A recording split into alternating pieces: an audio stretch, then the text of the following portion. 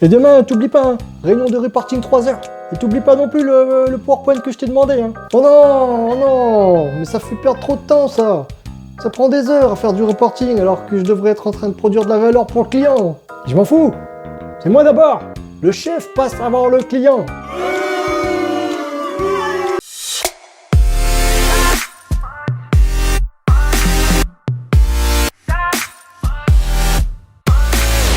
Bonjour à tous, Teddy à Love Consulting.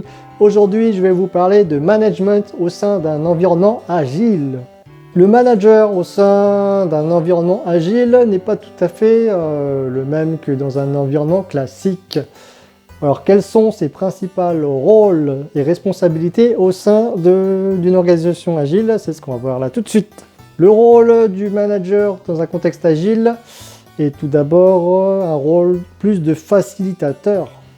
Donc en fait, le manager n'est plus l'expert et le chef d'orchestre, mais est plutôt un développeur de compétences humaines. Il doit partager la vision, donner du sens à ses employés et partager la vision et la stratégie de l'entreprise, toujours pour donner du sens à ses employés. Il met en place, crée les équipes, donc par exemple via le recrutement, et missionne chacune de ses équipes. Il prend en charge les difficultés et les obstacles qui ne peuvent être pris en charge par ses équipes. Il prend les décisions que ses équipes ne peuvent pas prendre. Il est responsable de la montée en compétences et de la gestion de carrière de ses employés. Il accepte les erreurs, qu'elles proviennent de ses équipes, de lui-même ou des partenaires externes à son organisation. Et il les utilise comme moyen d'amélioration. Concernant le reporting, tout le monde sait qu'on perd énormément de temps en reporting, que ce soit pour les réunions de reporting qui durent des heures, ou bien pour préparer les slides de la réunion de reporting. Ça prend énormément de temps et en agile, on n'a pas le temps de perdre notre temps pour des choses qui ne servent pas à grand chose. En agile, il n'y a pas besoin de faire des PowerPoint et ni des réunions de je ne sais pas combien d'heures.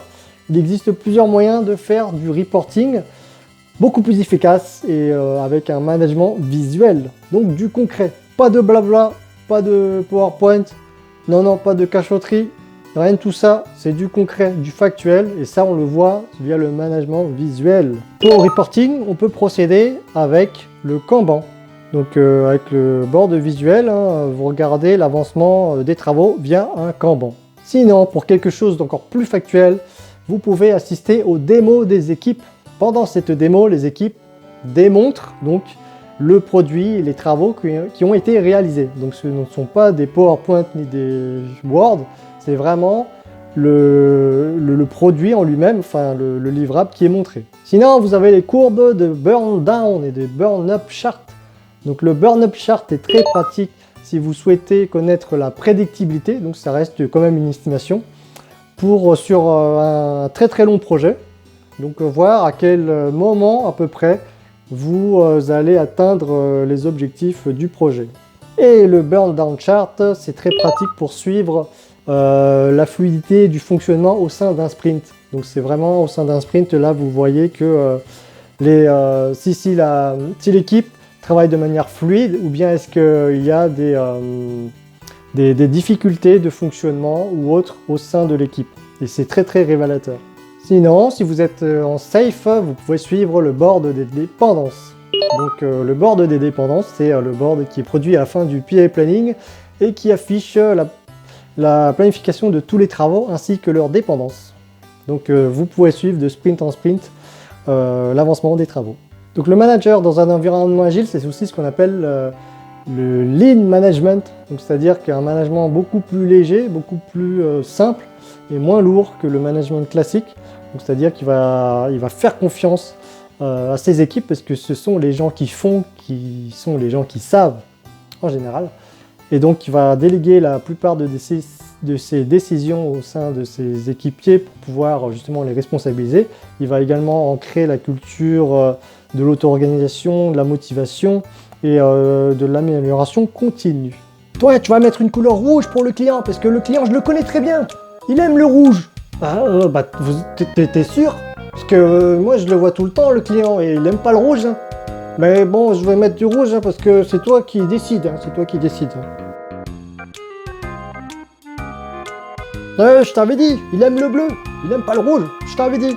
Mais bon, c'est toi qui as décidé, hein. Moi c'est pas ma faute. Ah. Moi je pense que le client il aime bien le rouge. Parce que je le connais un petit peu, mais je pense que tu le vois plus souvent que moi, donc tu le connais mieux que moi normalement. Rouge, je crois pas qu'il aime trop le rouge. Peut-être le bleu. On peut essayer du bleu parce que je crois qu'il aime bien le bleu. Ah non, bah en fait il aime le rose. Bah on s'est planté là, il aime le rose, il aime pas le bleu et voilà. Ah merde. Bah tant pis, c'est pas grave. Hein. Au moins on sait qu'il aime bien le rose maintenant. Et on sait que la prochaine fois il faudrait peut-être l'associer à notre réflexion avant de lui proposer quelque chose. Je pense que c'est mieux. Hein. Voilà, c'est la fin de cette vidéo, j'espère qu'elle vous a plu. Si c'est le cas, mettez un pouce en l'air. Abonnez-vous à ma chaîne, partagez cette vidéo à vos collègues, à vos amis, à votre famille. Également, mettez en commentaire ce que vous avez pensé de la vidéo. Et sur ce, je vous dis à la prochaine. Bye bye!